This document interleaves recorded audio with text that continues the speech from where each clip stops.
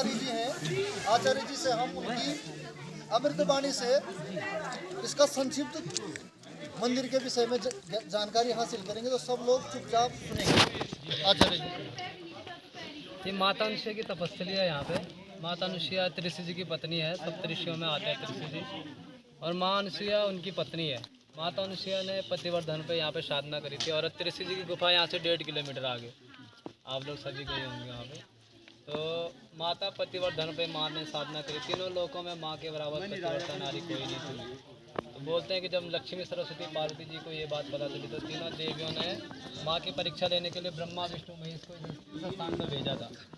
जब तीनों देव आए यहाँ पे और भोजन का आग्रह किया माँ से, जब माँ ने भोजन परोस किया तो उन्होंने एक शर्त रख दी माँ के सामने कि आप हमें निर्वस्त्र होकर भोजन कराएंगे तो हम करेंगे, नहीं तो हम आपका भोजन ग्रहण नहीं करेंगे। तो माँ ने उनकी शर्त मंजूर कर ली और अपने हाथ में गंगा जल लेके अपने पति जी का स्मरण किया और तीनों में छिड़क दिया। तो बोलते हैं कि तीनों छोटे छोटे बालक बन गए।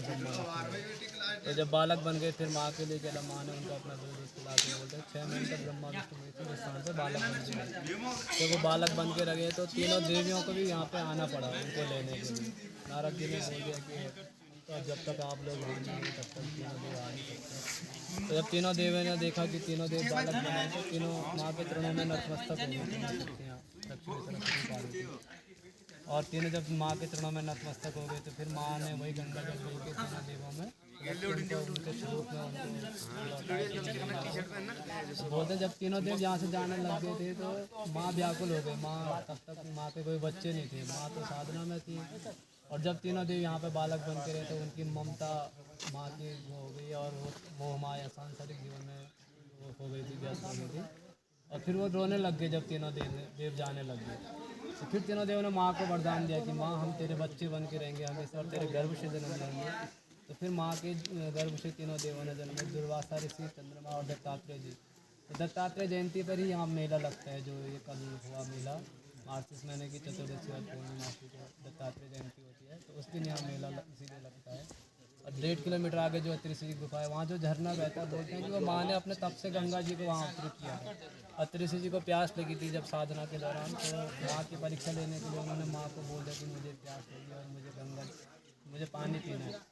तो इस पूरे पहाड़ पे कहीं पानी नहीं था बोले, तो माँ ने अपना घड़ा वहाँ लगा करके और माँ गंगा जी को अपने उससे अवतरित किया था। और माँ गंगा स्वयं वहाँ पे साक्षात माँ के घड़े में अवतरित हुई थी।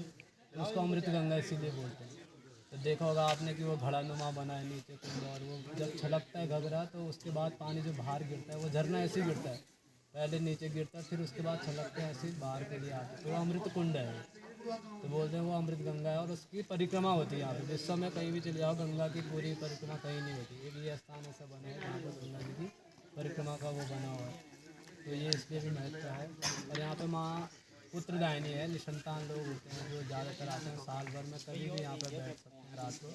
और माँ स्वप्नदर्शी है, सपने में दर्शन देती है। तो सपने में दर्शन देके माँ लोगों को वरदान देती है। कहानी है माँ का तपस्या है। ये जगत पंडित को एक बोलते हैं जैसे मतलब ये 5 डोलियां होती हैं यहाँ पे इकट्ठा, तो 5 डोलियों में इसका मतलब 5 डोले क्या ये हमारा नाम उन डोलियों में क्या है गुरु जी, एक तो 2 तो अनुसुईया की डोलियाँ हैं और 4 उसकी है ज्वाला मैया। जी जी, ज्वाला मैया हमारे पूरे मंडल घाटी की अधिष्ठात्री अद्वितीय ज्वाला मैया मंडल में।